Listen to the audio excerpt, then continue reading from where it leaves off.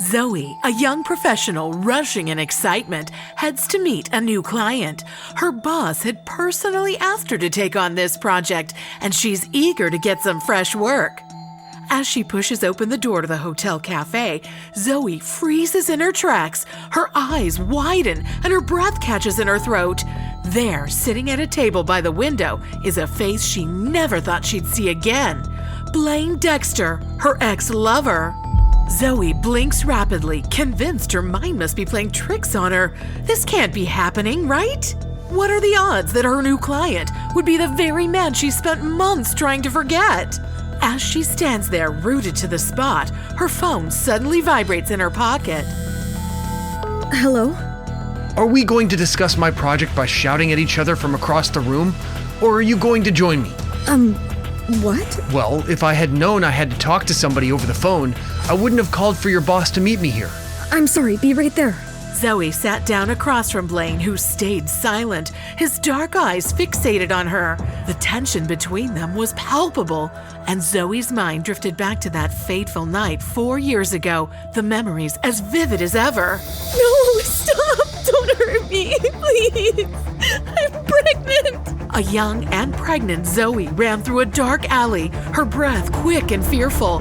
Catherine, Blaine's mother, chased after her, a knife glinting in her hand. Panic surged through Zoey as she tried to escape. The sound of footsteps closing in behind her, and the woman pointed the knife towards Zoey's stomach. You will never be a part of my family. You're a disgrace, a nobody. My son should be ashamed for knocking up a girl like you. What? Our family is respectable. We have an image to upkeep.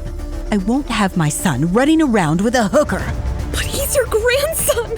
How could you do such a thing? That is not my grandson. That is a vermin, a parasite that will ruin our family name.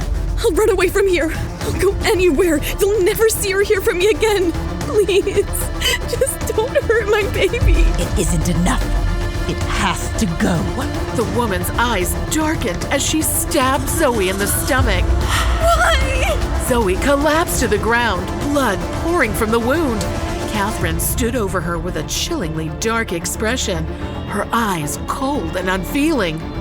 Zoey jolted awake in a hospital room and let out a scream. No! She wasn't in an alleyway. It was just a dream. Actually, it was more than a dream. It was a memory of a fateful night 4 years ago, a memory that haunted her every moment of her life since. Zoey survived, and so did her miracle child, Max. Her son was the reason she fought every day. The love she had for him was immeasurable.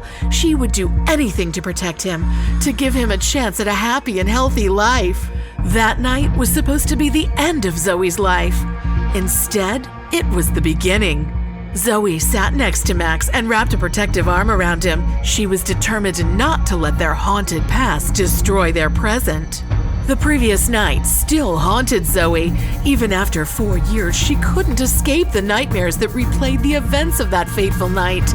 Thankfully, her work served as a positive distraction, allowing her to momentarily forget the turmoil and focus on something constructive. It helped her push aside the haunting memories, at least for a little while. And sent.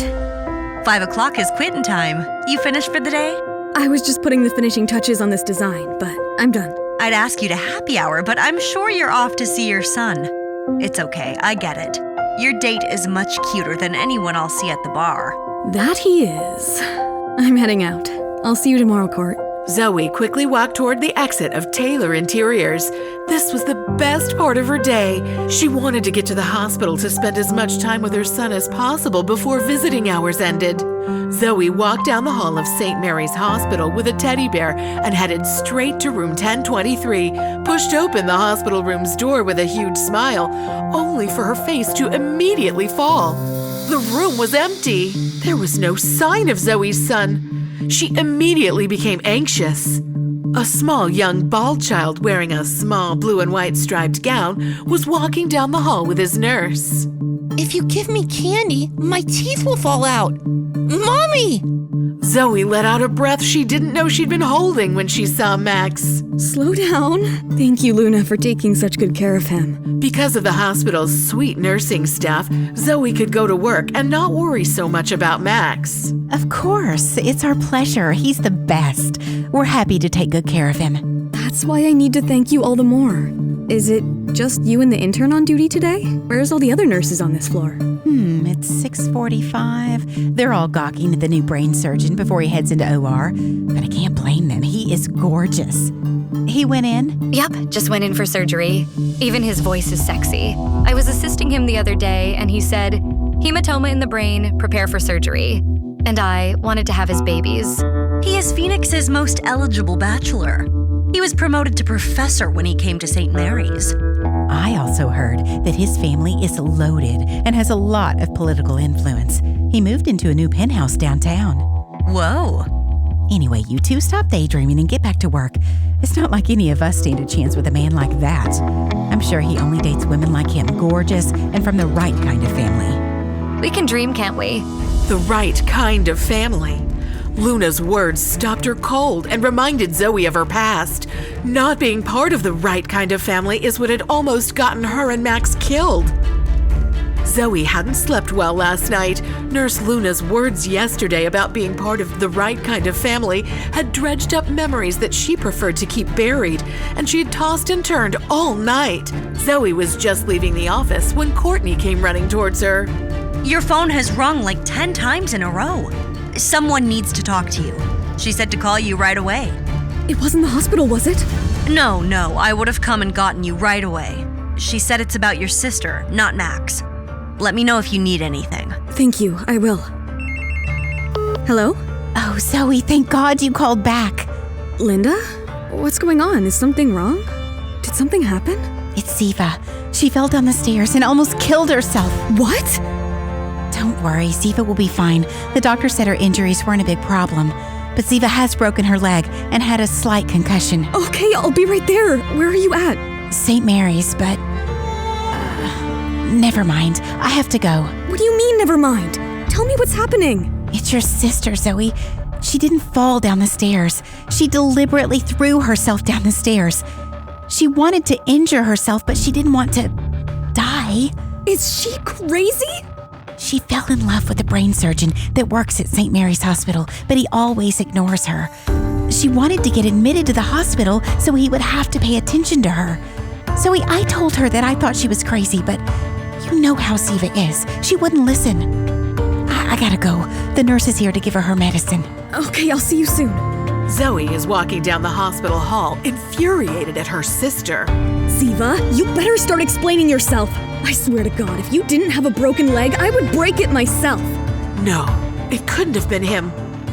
Why would he be here in Phoenix? He lived in Scottsdale. Any dizziness or nausea? Double vision? Maybe a little. Zoey's heart stopped. It was him. She knew that voice anywhere. Her chest tightened and she forgot to breathe. Zoey, come in. You're Ziva's sister? Yes, I'm her older sister. Her heart was beating wildly. She thought she would never be looking into his eyes again. Zoey was sure her face reflected her emotional upheaval. Blaine seemed remarkably calm in comparison. Zoey, this is Dr. Blaine Dexter. It had been 4 years. Perhaps he saw her as nothing more than a distant memory now, a stranger from his past. Zoey didn't realize how much her hand had been shaking from nervousness until she tried to set her coffee down, and hot liquid spilled all over the back of her hand. A burning pain shot through her hand. Zoey quickly hid her hand behind her back as she turned around, but then suddenly she felt a cool touch. It was Blaine, and he was holding her hand. The burn doesn't look that serious. She wanted to break free, but found herself unable to resist his closeness. His voice was cold and clinical. Kelly, can you please help Miss Fuller's sister? Unlike Zoey, he seemed unaffected by their touch. Your CT scan looks good. I see no injury to the brain. I'll have the nurse arrange to have you moved to the orthopedics department for observation. What? Why? I don't feel well enough. Ziva, all of my beds are precious. They're used to save lives and treat real injuries. But... I heard you like me. It's not going to happen, so don't waste your time or mine. I don't like women like you. How could you think I would like a woman that would be stupid enough to risk her own life for a man? I don't like women who scheme, and I don't like women who lie. I could never be with a woman who betrayed my trust. And for you, it's not just a little problem. Left untreated, it will fester, causing further complications a simple cream won't be able to solve. Kelly will put in a prescription, and you can pick it up at the hospital pharmacy on your way out. With those final words, Blaine walked out, not bothering to glance back at Zoey. You did this. Did you tell him? Ziva, calm down. Ziva, in your heart, do you really think I am such a terrible person? That I would betray you?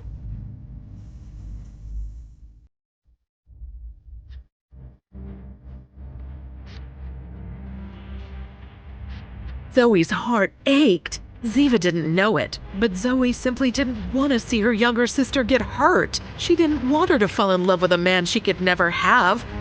To find the kind of deep love that only happens when you meet your soulmate, to only have him taken away. Zoey didn't want her sister threatened, frightened, and harassed by others day and night. This kind of torture wasn't something Zoey would wish on her worst enemy, let alone her own sister. Zoey blinked in disbelief at the man casually sitting. He was gazing at the city, the color of his eyes today, a stormy gray. Blaine remained quiet, watching Zoey with his dark eyes, but saying nothing. Zoey got straight to the point and asked, Dr. Dexter, do you have any specific ideas for your home's design? Do you prefer a modern or a more classical look? There are so many styles to choose, from mid-century, retro, and revival, just to name a few. Just not shabby chic. Shabby chic is out, and coastal grandma is in. Not that you want your home to look like your grandmother's house, since you're a man and not a grandma. What about furniture? Antiques or more modular pieces? Some people prioritize style, others comfort. Did you have a specific color scheme in mind? Color plays a huge role in any design, setting the mood for the whole interior.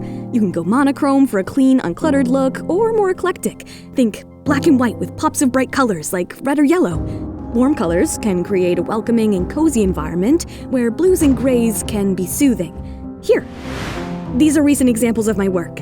If you see anything that catches your eye, let me know. Zoey finally stopped talking. She was out of breath and wished there was a hole in the hotel lobby she could crawl. Didn't open Zoey's portfolio. Right now, what I want is food. Let's eat first. Blaine held up his hand politely to call over a waiter. Yes, sir. How can I help you? We'd like to see the menu, please. Right away, sir. I'll give you some time to look it over. I'm sorry about that. I was rude. I'm not usually that, talkative. Never mind. This was unexpected, to say the least. What would you like to eat, miss? Oh, just the water is fine for me. Bring 2 plates, please. She'll be sharing with me. Zoey normally prided herself on her professionalism. Usually when she met her client, she'd get into small talk before launching into a discussion about the project. Zoey just hadn't been able to do this with Blaine. Zoey picked up her fork and took several bites, but when she looked up again, she saw Blaine wasn't eating. I thought you were hungry. Why aren't you eating? Don't worry about me. I'm fine. Just not so hungry after all. Zoey's intuition told her Blaine wasn't in a good mood. His gray eyes were stormy and distant. He clearly had something on his mind. Is everything all right? I'm not trying to pry. I can just tell something is bothering you. He didn't want to tell Zoey that 2 hours ago he saw a life disappear before his eyes. He had thought that as a doctor he'd eventually get used to seeing a life lost, but now he knew that death was something you never got used to. There was an indescribable heaviness in his heart. Seeing that Blaine didn't want to talk about it, Zoey didn't say anything else. She just quietly looked down and resumed eating. She shouldn't be concerned about Blaine, but she couldn't help herself. Her mind was in chaos because of him. Blaine's gaze fell on Zoey's lowered face. Since she was looking down, he couldn't see her eyes clearly, but he could see her long lashes flitting against her cheeks. She was nervous. He watched as Zoey tucked a strand of her dark hair behind her ear. She'd worn it up today, but some long strands had escaped, falling gently around her face.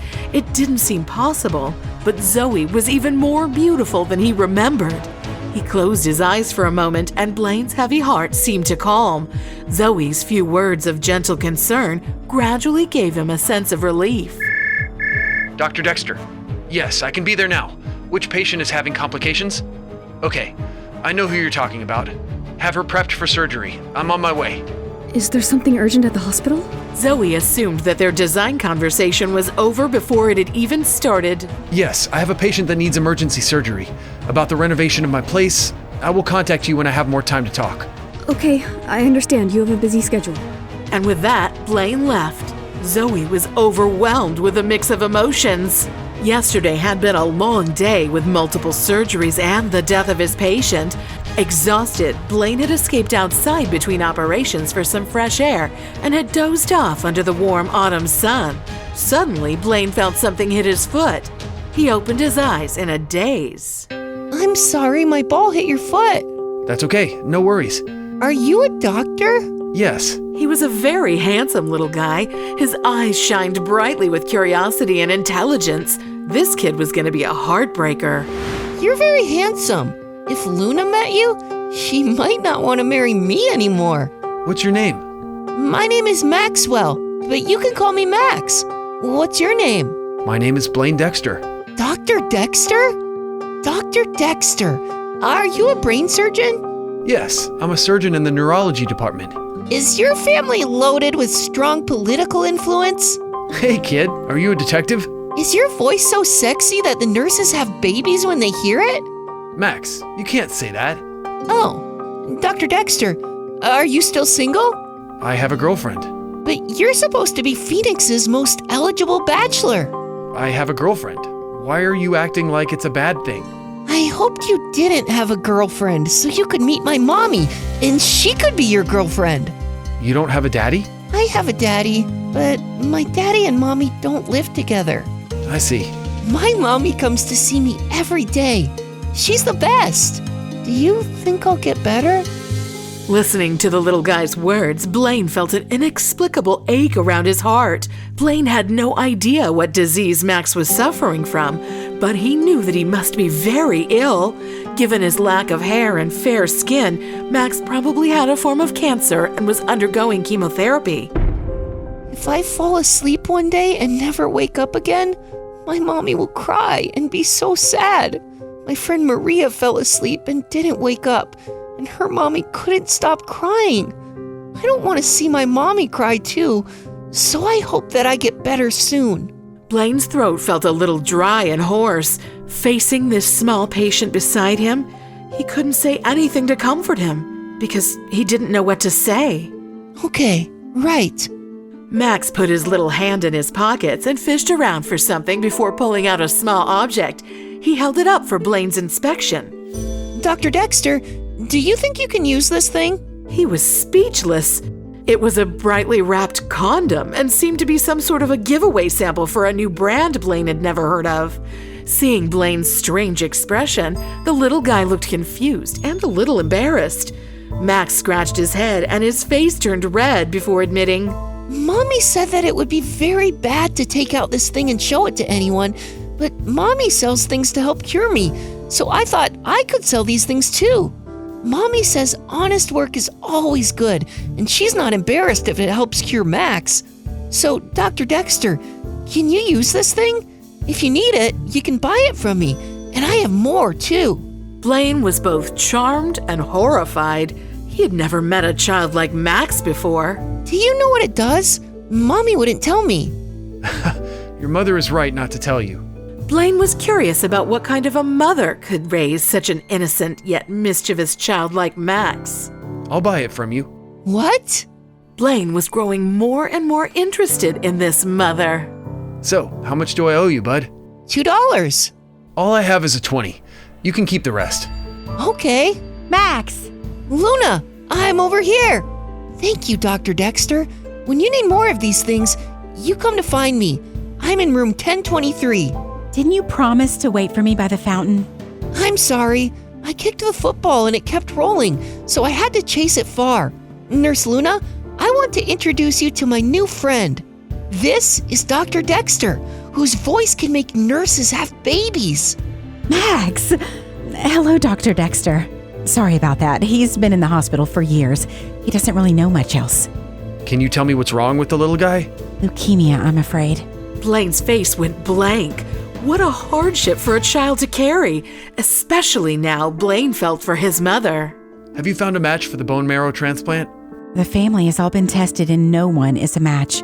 I've been searching for a donor all over the city for over a year without success. Blaine felt the same ache around his heart as earlier. He knew how difficult it was to find a bone marrow donor. A patient's best chance of finding a match was usually a family member. But if all of Max's family had already been tested without success, it would take a miracle to find a matching donor now. I still have one more surgery. I should get back inside. Okay, have a good day, doctor. Bye, buddy. I'll see you around, okay? Goodbye, Dr. Dexter. Goodbye, buddy. I'll see you around. Blaine left while Max and Nurse Luna took a seat on the nearby bench. You know, you both kind of look alike. That's because we're both so handsome. Preparing for surgery, as Blaine is removing his coat, the condom that Max had given him falls out. His operating partner is shocked. Dude, what have you got planned for after work, and can I join you? If I were to tell you these were all sold to me by a 4-year-old pint-sized hustler, would you believe me? What? No way, you're lying. Blaine's phone rang and the caller ID showed it was Zoey. Hello? Do you have time this week to show me the space, Dr. Dexter? I need to see the layout of the rooms and take measurements. I'm about to go into surgery. The operation should take about 3 hours. Meet me at the fountain at the entrance of the hospital at 5. Okay. 3 hours later, Zoey arrived at the hospital fountain right on time. Time passed, but still no Blaine. Zoey was bathed in the lazy sunset and almost fell asleep. Checking her watch, she saw it was almost 8 o'clock. She'd been waiting an hour. Was the surgery not over yet? In the operating room, Blaine asked his surgical nurse for the time. Blaine was still performing surgery on the patient in front of him. What time is it? Kelly threw off her gloves and went to make the call and brought him the phone. 7:15. Help me get Dr. Ramirez on the phone, would you? Although this tumor is benign, it is far more troublesome than we imagined. Good call, Blaine. If you hadn't insisted on operating, she could have gone blind. Is the line connected? Yes, Dr. Ramirez. I have Dr. Dexter on the line for you. Jose, I need you to do me a favor. Go and see if there's a woman named Zoey Fuller waiting for me at the fountain out front. If there is, give her the address to my apartment and my house key out of my locker. Tell Zoey to let herself into my apartment and I'll meet her there when I'm out of surgery. Go to Blaine's apartment? Alone? She couldn't. But it was for her job. She had to. This was crossing the line. Wasn't it just a fluke that she ran into Blaine again? She would just go to Talon and tell him she wasn't capable of working with this client. But she did want to see his apartment after all. Would she go? And more importantly, what would happen when Blaine arrived? Zoey arrived back home and, feeling exhausted, collapsed onto the couch. I can't believe I waited hours for Blaine and he didn't even show up.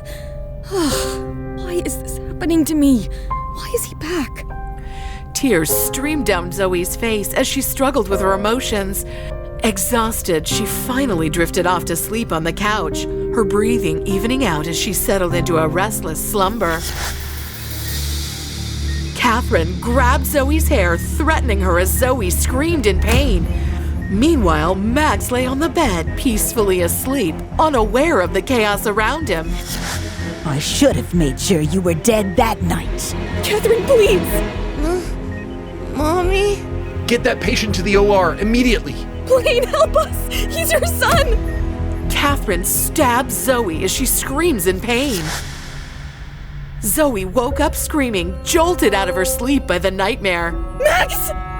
Zoe and Blaine are sitting at a table in a luxurious cafe. Zoe comes in looking disheveled and upset after a long walk. Why did you give me your keys if we were going to be meeting here?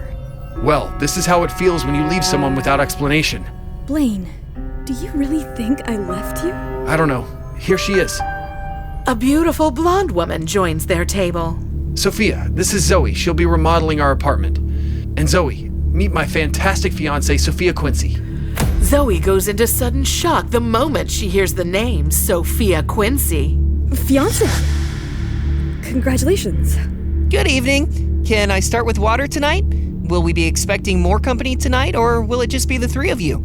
Excuse me, I need to freshen up. I'll be right back. Yes, it'll be the three of us, and we'll start with water, thank you. Zoey rushes into the restroom and takes deep breaths. She stands before the sink, tears rolling down her eyes, looking at the mirror. Get a hold of yourself, Zoey.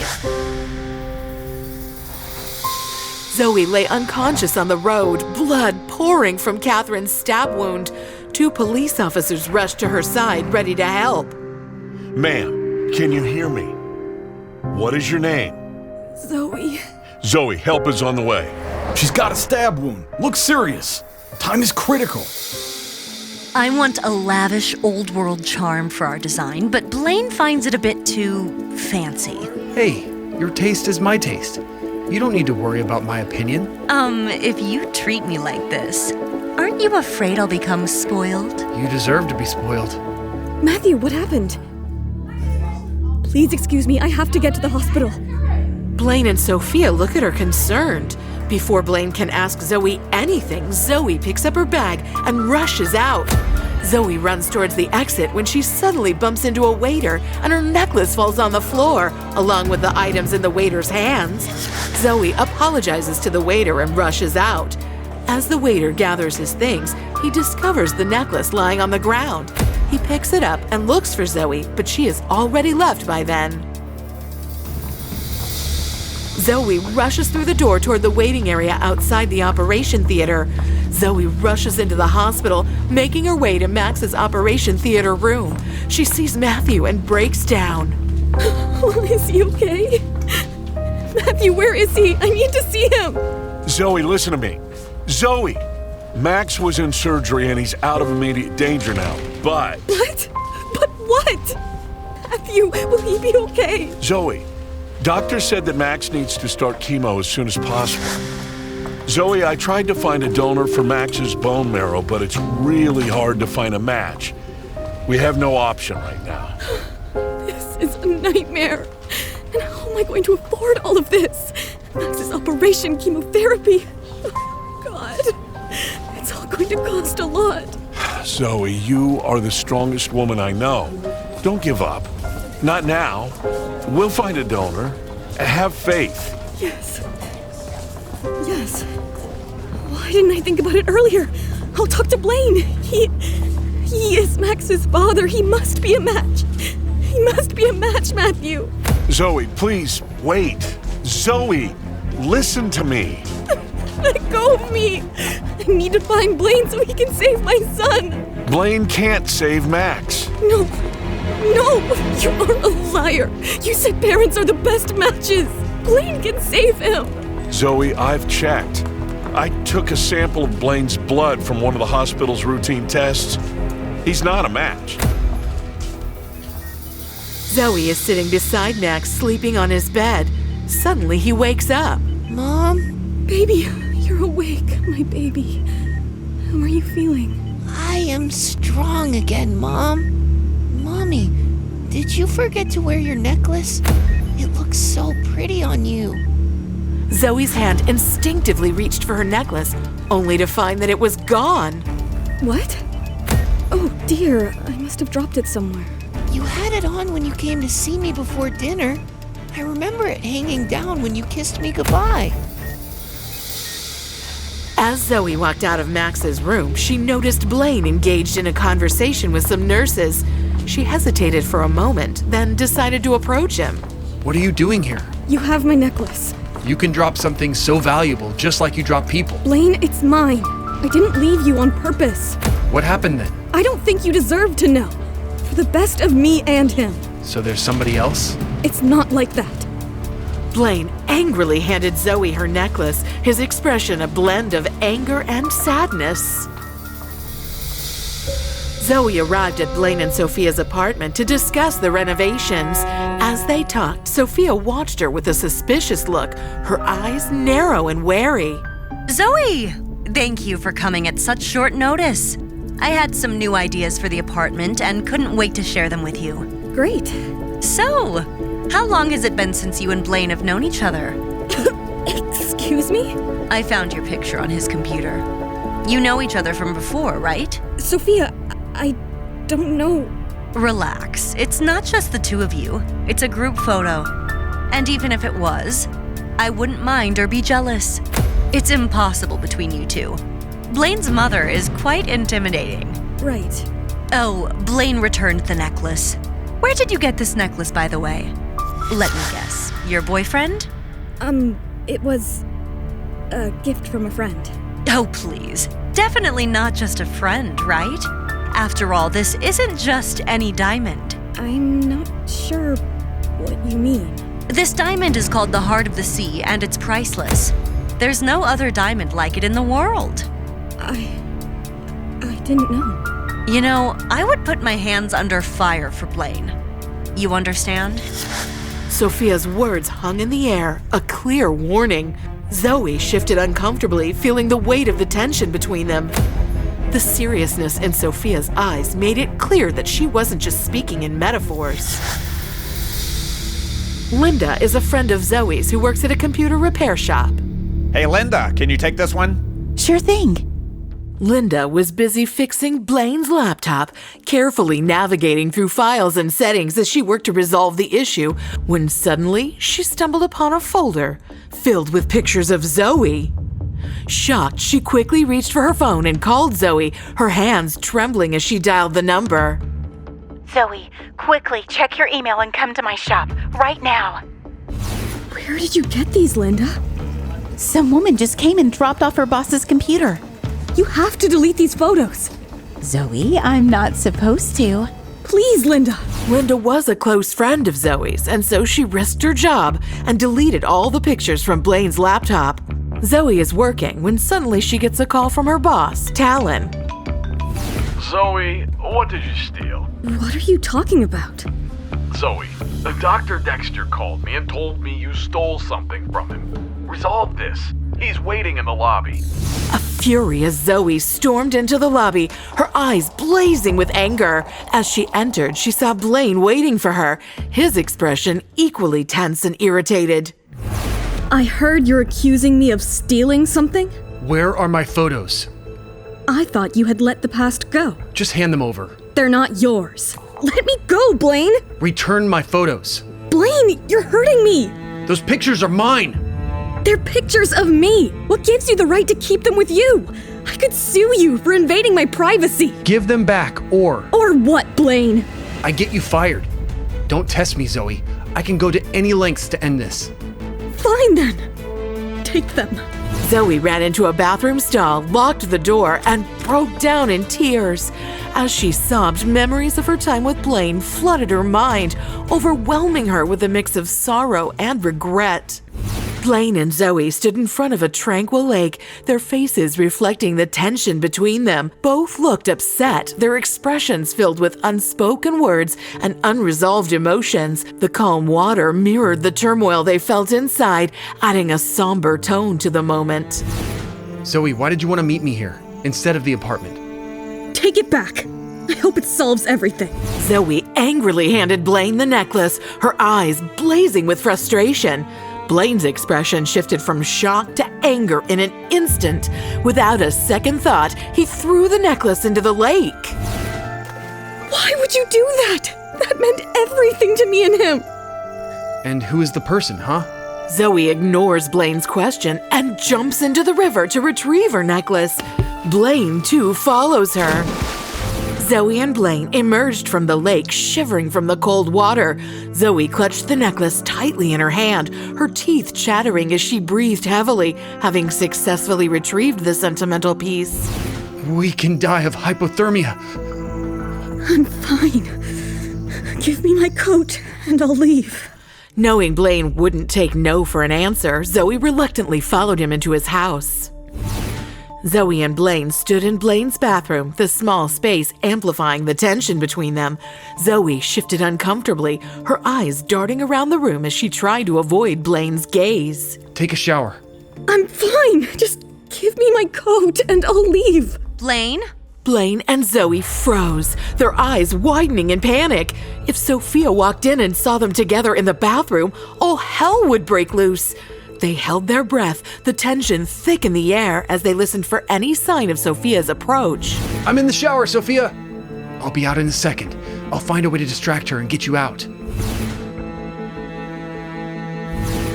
Blaine! Sophia calls out. When there was no response, she started pounding on the door, trying to unlock it.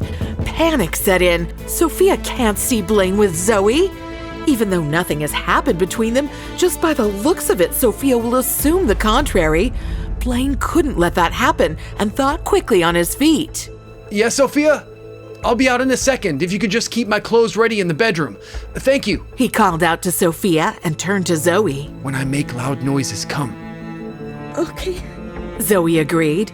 She was standing rooted to the ground, holding her breath, trying not to make any noise that would give away her presence, while Blaine walked out of the bathroom to meet Sophia. Sophia, your eyes. They bring peace to my life. You're never like this. Sophia said in surprise. Blaine cupped her face and kissed her deeply. Though Sophia was confused by Blaine's sudden show of affection, she didn't fight it and gave in. Here, follow me to the living room. Blaine said loudly so Zoey could hear, and then proceeded to take Sophia into the living room. Zoey understood Blaine's cue and managed to sneak out of the apartment while he kept Sophia distracted. The next day, after Zoey made her usual morning visit to Max, she witnessed a commotion. Code Gray! Code Gray! Security to the lobby. Please respond immediately. The nurse cried out as a man picked up a chair and started yelling. Where's Dr. Dexter? That quack needs to face me. My aunt was supposed to be alive when I got here. Sir, please put the chair down. Please. The man didn't listen to anyone. He screamed and threatened. This can't be happening, Zoey thought, and took matters into her hand. She stepped forward and spoke calmly. Sir, please put the chair down. There are other patients on this floor that are sick. Please. He killed my aunt. I'm sorry about your aunt. I need to find him. I need to talk to him. He owes me an explanation.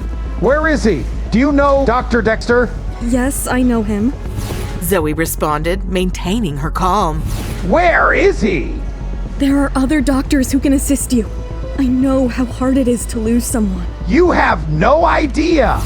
Just when the man seemed to ease off, the security officer walked in and pulled the man's arms behind, trying to lock him. Don't touch me! The man tried to struggle out of the security's hold, pushing everything and everyone in his proximity. One thing led to another, and Zoey got hit on her nose, sending her to the floor with blood all over her face. As the security officer dragged the man out of the floor, the nurses came rushing to help Zoey. Meanwhile, Blaine finished with his morning surgery and stepped out of the operating room. Without wasting a moment, Ramona rushed over to him and gave him the update. Dr. Dexter, there has been an incident. What happened? It is about the woman who died during surgery. One of her family members was trying to find you. He hit a woman. What? He hit a woman? Just when Blaine was trying to wrap his head around the incident, Jose joined in and delivered another piece of news about why the woman got hit. She was defending you. What? Why? Who is she? It was Zoey. Blaine's eyes widened hearing her name. Before he could say anything, he was paged in for an emergency, so he hurriedly told Ramona. Okay, I need to attend to this. Could you set up a meeting with my lawyer, Robert Tan? We need to file a suit against this man. As Ramona nodded, Blaine sprinted away to attend to a patient. In the emergency room, Zoey was being treated by a nurse. Does this hurt? Yes, said Zoey, closing her eyes shut in pain. Suddenly, a familiar voice called out, Zoey! She opened her tear-stained eyes to see Blaine standing in front of her. I heard about what happened. How are you? Nurse, can you give us a second, please? The nurse walked out at Blaine's request. His voice was heavy with distress. Not wanting him to worry further, Zoey tried to downplay it. She smiled meekly and replied, I'm feeling better. Let me see. Blaine sat next to her and put his hand up to her face, but Zoey squirmed. Sensing her discomfort, Blaine retracted his hand and changed the subject. My lawyers are going to make sure that the man is held accountable for his actions. We just need a statement from you, okay? Okay. Zoey replied nonchalantly and turned away from him. Blaine fished out something from his pocket and handed it to Zoey. A phone? Blaine, I can't accept this. Look, I need to repay you somehow for my actions and your bravery. So please, Zoey took the phone from Blaine and thanked him. Blaine opened his mouth to say something, but was cut off when Matthew rushed into the room. Zoey, how are you? Oh, hello, Dr. Dexter. Blaine didn't respond and just stared at Matthew. A million thoughts ran in his head. Who is this guy? Why was he here? Are Zoey and him a thing? But he snapped out and left the room when he got paged for an emergency. A wave of jealousy wrapped around Blaine when he looked back and saw Matthew hug Zoey. A while later, Blaine bumped into Ramona and Jose, who seemed tense. Aren't you two doing your rounds? Dr. Dexter, the director, warned us. Suing the guy could be dangerous for all of us. Ramona told Blaine, her voice thick with worry, but Blaine didn't flinch, so Jose chimed in. He has got connections, Dr. Dexter. He can get all of us fired, or worse. So, are you saying that the hospital will turn against us to save itself? Blaine snapped, to which Ramona responded. Not just the hospital. We are talking about our careers here. But Blaine wasn't convinced. No. We're gonna do this. That man needs to be held accountable for his actions. He roared, inviting attention from the people around. Blaine excused himself and left the place while Ramona and Jose stared at each other, troubled. Our jobs are on the line here! Jose panicked, so the two of them decided to meet the only person who had the power to change Blaine's mind, Zoey. Zoey agreed to help them and met Blaine at the park outside the hospital. Zoey, what did you want to talk about? Please drop the charges against the man who hit me. If you continue, it is only going to cause more repercussions for you, the hospital, and the staff. Blaine shook his head and retorted, No, that man needs to pay for what he did to you. That's my problem, not yours. If you don't withdraw, I'm not going to give a statement, and I won't be a witness, and I won't cooperate. So that's what you really want? You want people to just harm you all the time? Blaine's words stung Zoey, but she didn't let it show. I don't let people harm me anymore. So you have grown? Of course I have grown. A lot of things have happened over the past few years. Indeed it had, and Blaine didn't have a clue about any of it. He continued, Look, just come over to my apartment. We can speak about this tomorrow, okay? Zoey snapped, exasperated. He is just as stubborn as ever, she thought, and turned to walk away, but stopped when Blaine asked, Zoey, why did you leave? I mean, I just keep thinking about it. Why you left? Please tell me. You come over tomorrow and we can part ways, peacefully. And I won't press charges on that man. You really want to know? Yes. And I found your necklace. I know how special it is to you. I want to give it back. Okay, I'll come. Okay, and thank you for standing up for me. Blaine said and walked away. The next morning, Zoey arrived at Blaine's apartment. She wasn't sure if meeting him was a good idea, and she couldn't bear the indifference and coldness of the man who once loved her deeply and for whom she still had suppressed feelings. However, it could be the last time, so wrestling with her emotions, Zoey rang the bell. Blaine immediately opened the door and smiled, reminding her of their countless dates. He is just as handsome as before, if not more, she thought as she followed him into the kitchen. So, have you had breakfast yet? Yes, I did. As Blaine nodded and turned to the counter to make his breakfast, Zoey started talking. She was nervous yet stern. Blaine, going forward, I will communicate directly with Sophia regarding the renovations to your house. Is that clear? Blaine nodded his head in response. Zoey continues, Any concerns you have, you can convey them through her. I am here to accommodate any preference you have. Sure. Hey, who is the guy who came in the other day? Before Zoey could answer Blaine's question, she was interrupted by her phone. It was a call from Matthew. Matthew, what's wrong? Zoey, where are you? It's urgent. Max's doctor needs to talk to you. Zoey tensed up and immediately turned to leave, but Blaine grabbed her by the arm. Where are you going? Are you going to leave our meeting? Is he more important than this? Yes, he is the most important person in my life. Let me go, Blaine. Well, if he's so special, then who is he? Blaine's voice thundered. Zoey pulled her arm away out of his hold. Are you jealous, Blaine? Zoey asked, looking into his angry eyes. Blaine turns away, not wanting to respond. So Zoey, convinced that this was the end of that conversation, walks out, while Blaine stands there hurt and confused. Once again, she walks away from me, he thought. Back at the hospital, Zoey met Matthew. They go into Dr. Spencer's office and wait there impatiently. After about 10 minutes, Dr. Spencer arrives and talks to Zoey. He had a grim expression on his face. Zoey's heart started pounding. She knew what was coming, but she didn't want to believe it. Thank you for coming. We reviewed Max's case extensively. Zoey, we've done our best so far, but time isn't on our side. Max needs a specialized surgical procedure. It is our best shot at buying the time we need. How much will that cost, Dr. Spencer? About $50,000. The doctor's words kept ringing in Zoey's ears while Max's face flashed in front of her eyes as she walked out of the hospital with Matthew. More than panic, hopelessness set in her, and she dropped on a bench, devastated. Matthew tried to console her. Zoey, don't worry. I will arrange the money. No, Matthew. You've paid for so many treatments already. I don't even know how to repay you. Matthew shook his head in disagreement and said, Zoey, Max is like family to me. I want to do what it takes to help him out of this. Yet Zoey didn't want to trouble Matthew and declined his offer.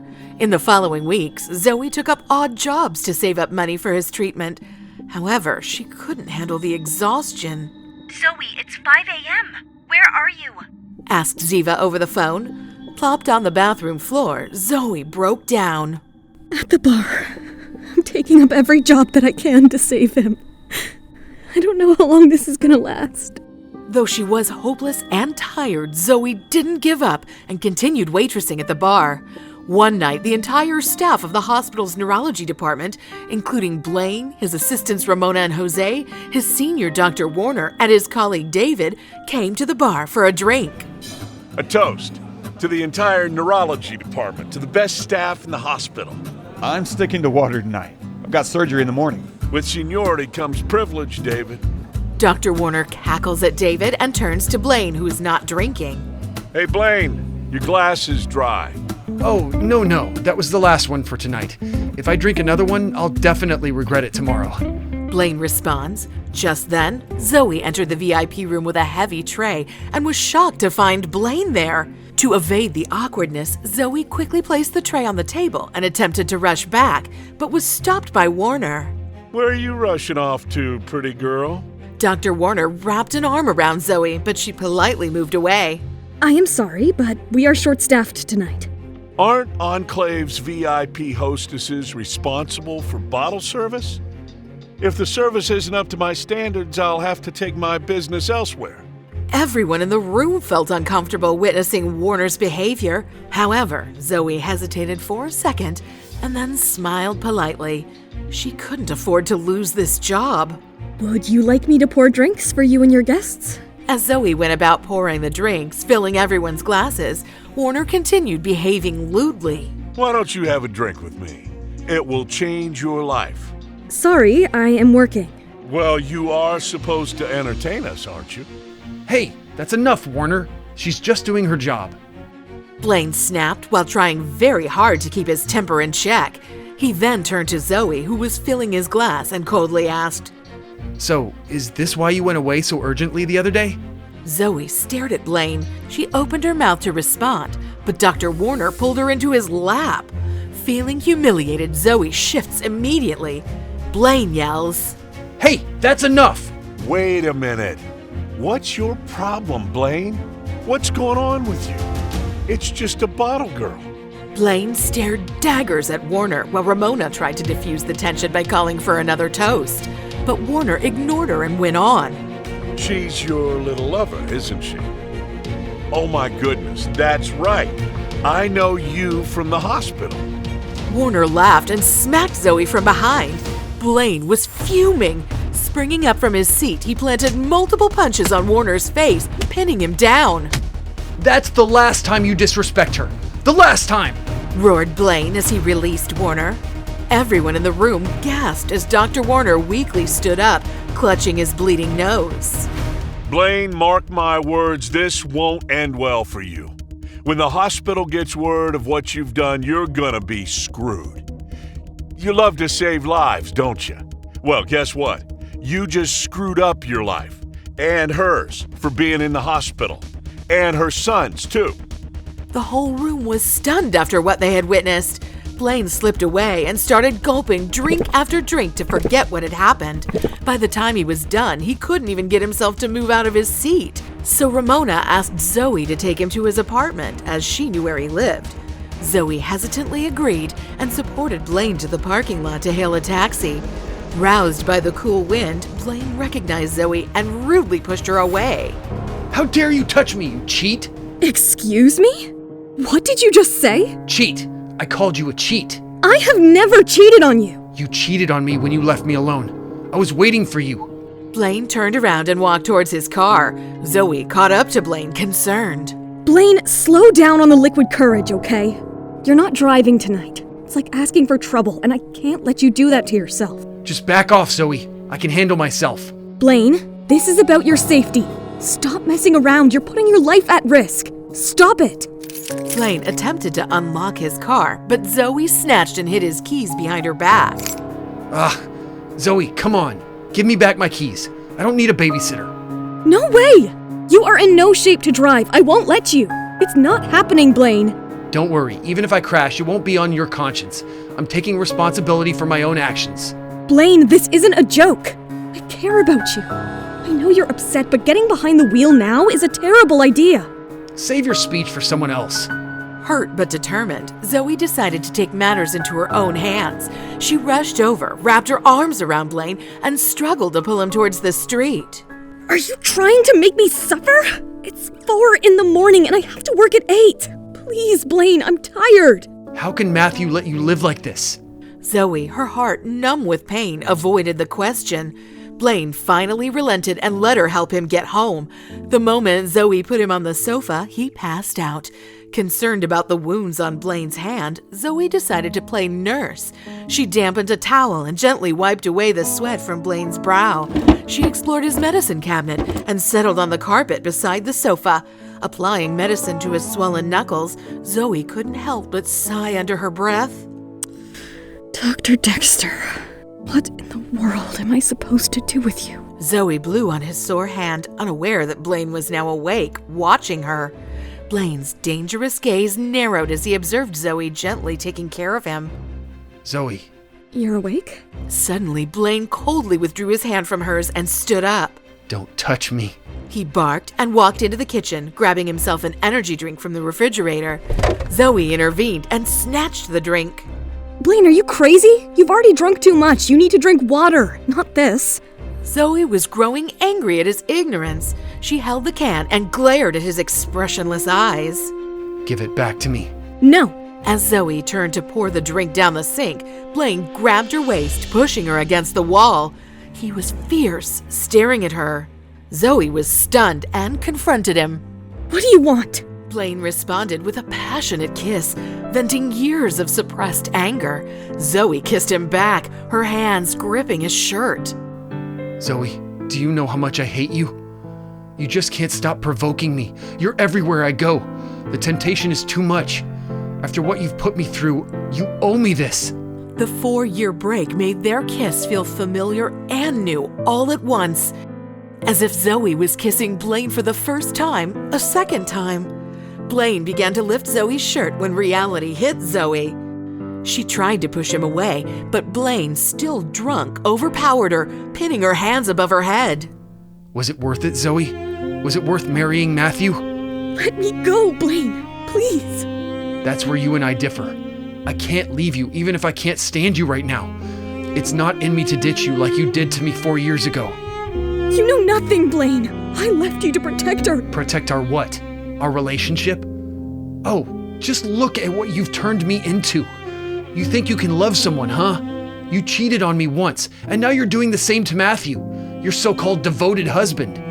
How dare you label me a cheat? You don't have a clue about the sacrifices I've made, the pain I've endured. I won't let anyone speak ill of Matthew. I've been through too much, and I won't tolerate anyone speaking ill of him again. Zoey's tears fell, and Blaine realized what he did. Zoey left the apartment and took a cab home, and Blaine watched her drive away. A few days passed. Zoey was working an overnight shift at the Enclave when Jose walked in and ordered 6 dozen bottles of the best wine. For the next 2 weeks, multiple doctors entered the bar and ordered an excessive amount of wine every day. Zoey started growing suspicious. Something's off here. I mean, doctors enjoying wine is nothing new, but this sudden surge in orders? And only the best ones? It can't be a coincidence. And her suspicion was proved right when one night Ramona came in to buy the wine and seemed nervous. So Zoey, going by her intuitions, refused to sell the wine, citing that they were out of stock. She then followed Ramona and heard her update Blaine about it over the phone. The next night, Zoey bumped into Blaine in the hospital hallway on her way back to Max's room. Dr. Dexter. We have nothing more to say to each other. Why has everyone in your department been buying wine from me? Dr. Dexter, I don't understand why you did this, but I'm grateful. I don't want to be indebted to you. Do you remember our kiss from the other night? I remember, but we don't need to discuss it. How much is the commission on those wines? Enough compensation for that kiss, I assume. Zoey couldn't believe what she had just heard. What does that mean? You don't understand? Do I need to explain myself more clearly? Blaine, you told your colleagues to buy wine from me so that you could insult and degrade me? I don't want your money, and you certainly don't owe me for any services rendered. Since you're so proud you can reject the money, no one's forcing you to take it. Furious and hurt, Zoey glared at Blaine as he ignored her and walked away, provoking her further. Since Dr. Dexter is so generous, there's no need for me to pretend to be noble. Getting paid is more practical than giving it away for free, right? At least this way I get something pleasurable out of the experience. Blaine shot a cold stare at Zoey and turned to walk away from her. Zoey felt embarrassed and little. I wish I had enough money without the commission to fund Max's treatments. If I did, I would have thrown his money in his face already. Max needs chemotherapy more than I need my dignity. She thought, but snapped out of her melancholy when she saw a middle-aged man in a hospital gown running towards her with a bottle of liquid in his hand. Zoey instinctively stepped aside to avoid him, but then she watched in horror as the man charged straight at Blaine. Blaine, look out! You bastard! I will ruin your face, just like you ruined my life! The patient threw the liquid directly at Blaine, but Zoey dived and pushed Blaine out of the way. The liquid splashed onto Zoey's face and she screamed in agony. Her eyes started to burn and tears gushed out. Blaine attacked the man, throwing punches and shouting in anger. What did you just throw at her? Was that sulfuric acid? Blaine, my eyes hurt. Blaine's focus shifted to Zoey's screams. He rushed to her and picked her up in his arms. Oh God! Don't worry, Zoey. I'm here. Nothing will happen to you. Blaine ran toward the emergency room. Typically calm during chaos, he was panicking for the first time.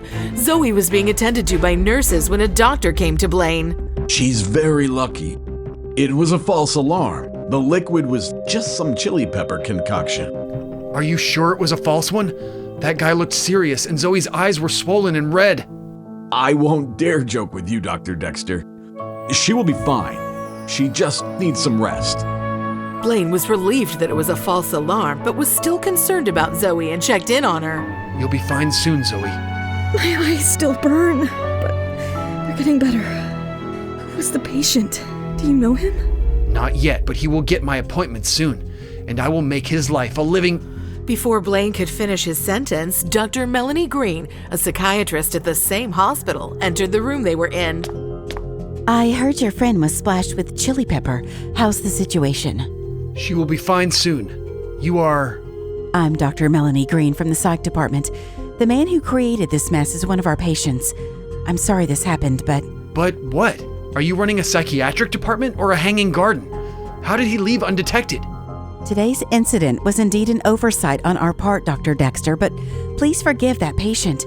His wife cheated and left him for another man, causing him to have a mental breakdown.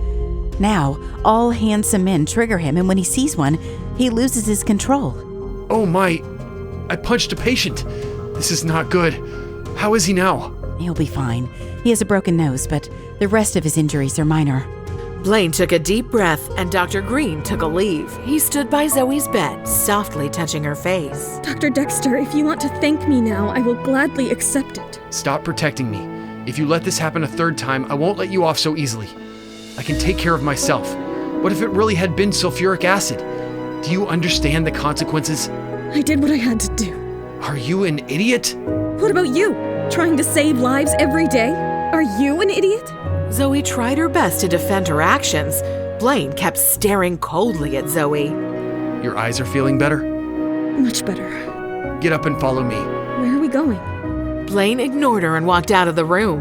They entered his department's office where he insisted on giving her an eye ointment. Maybe everyone has already left work. Give me a second. I'm going to change my clothes. Blaine headed into the locker room. As Zoey waited awkwardly on the sofa, the office door flung open and Jose barged in with excitement. Dr. Dexter, I heard you're getting married. Is that true? He blurted out before noticing Zoey. Hi, Zoey. I didn't know you were here. I heard about the incident. How are you feeling now? Zoey awkwardly stood up. Jose realized he had said something wrong as Zoey tried to hide her emotions. Suddenly, Blaine returned from the locker room, now dressed in an elegant dark suit. Are you here to take over, Jose? Yes. Good, because I'm leaving now. I have plans later with my fiancé. He's really going to get married. Zoey thought, melancholy taking over her as Blaine handed her the eye ointment. Thank you. I'll be leaving now. Where are you going? I'll give you a lift. No need, I'll go by myself. You don't need to worry about me anymore. Blaine left the office. His indifference got to her, and her face turned pale. Zoey turned to Jose, who was looking at her with a heavy heart. Zoey couldn't stand being pitied and left the office quickly, feeling the weight of her emotions. Outside the hospital, Zoey was surprised to find Blaine's car waiting. Get in. You can't drive home with your eyes like that. I ignored you earlier because I didn't want Jose to get the wrong idea. Zoey, filled with her complicated feelings, couldn't utter a single word as she got into the car. Fasten your seatbelt. As Blaine drove, Zoey stared blankly out the window, trying to ignore the emotional void she felt. What time do you get off work? 5 o'clock.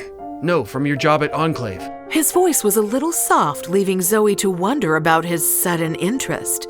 She hesitated, but answered truthfully. 3 in the morning. Do you really need money that badly? Zoey, feeling uncomfortable, nodded, but Blaine seemed concerned. Matthew doesn't have money to help you?